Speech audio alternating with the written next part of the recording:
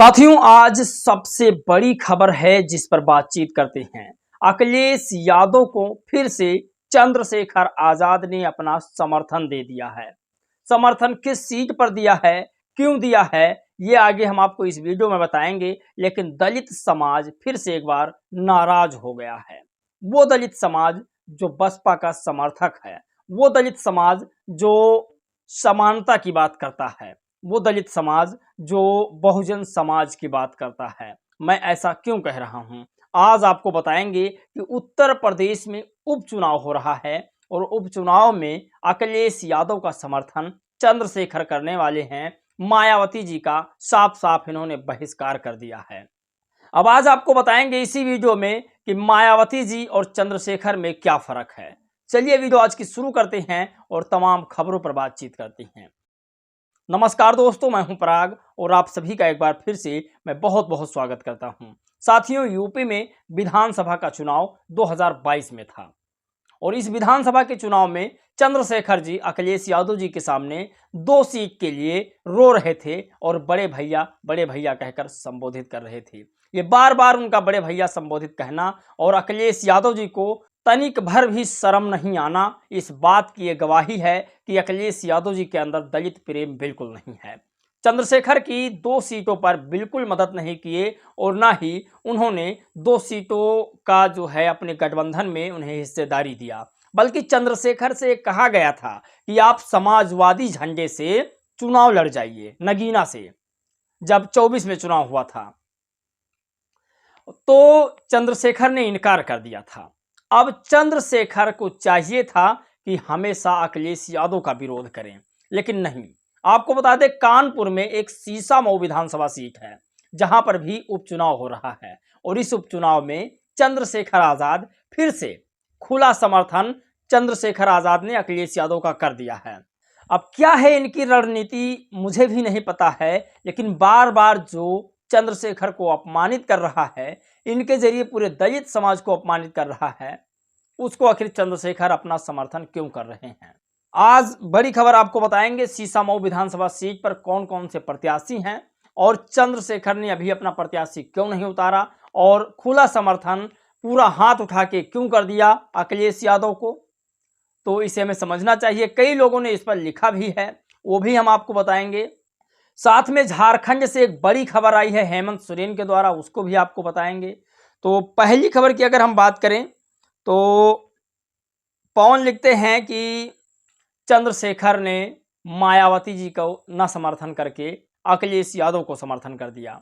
अब बहुजन समाज पार्टी के लोग ये इल्जाम लगा रहे हैं कि वो लोग हमेशा समाजवादियों का साथ देते हैं, जबकि अखिलेश यादव के लोग कभी भी आज़ाद समाज पार्टी का साथ नहीं दिए। और वहीं आज़ाद समाज पार्टी के लोगों का इल्जाम है कि बहुजन समाज पार्टी ने कभी ये नहीं सोचा कि उनके अलावा कोई और दलित है और कभी ये नहीं सोचा कि बहुजन समाज पार्टी में कभी भी बड़े पदों पर दलित समाज को बैठाया जाए और चंद्रशेखर को उत्तराधिकारी बनाया जाए। ये चंद्रशेखर के लोगों का कहना है। तो आपको हम बता दें कि हमेशा चंद्रशेखर जी कांग्रेस में थे, उसके बाद समाजवादी पार्टी का झंडा उठाए। इस सबूत के आधार पर मैं बात कर रहा हूं। तो किस आधार पर बसपा उन्हें अपने पार्टी में वरिष्ठ पदाधिकारी बनाए या बसपा का राष्ट्रीय अध्यक्ष बना दे, किस आधार पर। अभी भी उत्तर प्रदेश में उपचुनाव है और वो समर्थन बसपा को ना करके समाजवादी पार्टी को कर रहे हैं। तो किस आधार पर बसपा उन्हें अपने पार्टी में बड़ा पद दे दे या उत्तराधिकारी बना दे। अच्छा, एक और लॉजिक बात है इसमें। लोग कहते हैं कि अखिलेश यादव अब दलितों की राजनीति करते हैं, तो इसमें ट्विस्ट ये है, चंद्रशेखर को क्यों नहीं राजनीतिक भागीदारी दे दिए। जब से चंद्रशेखर ने राजनीतिक कैरियर शुरुआत किया तब से अखिलेश यादव की गुणगान कर रहे थे, बखान कर रहे थे। तो अखिलेश यादव जी को चाहिए था कि राजनीतिक भागीदारी दलित समाज को देते। मायावती जी से लोग उम्मीद लगा रहे हैं, भीम आर्मी के लोग, कि मायावती जी क्यों नहीं चंद्रशेखर को उत्तराधिकारी बनाती हैं। इसीलिए नहीं बनाती हैं कि हमेशा कांग्रेसी और समाजवादी पार्टियों का साथ देते आए हैं और मैं उत्तराधिकारी इन्हें क्यों बना दूं। मैं बसपा का कोई भक्त नहीं हूं और ना ही बसपा मेरे लिए सर्वमान है।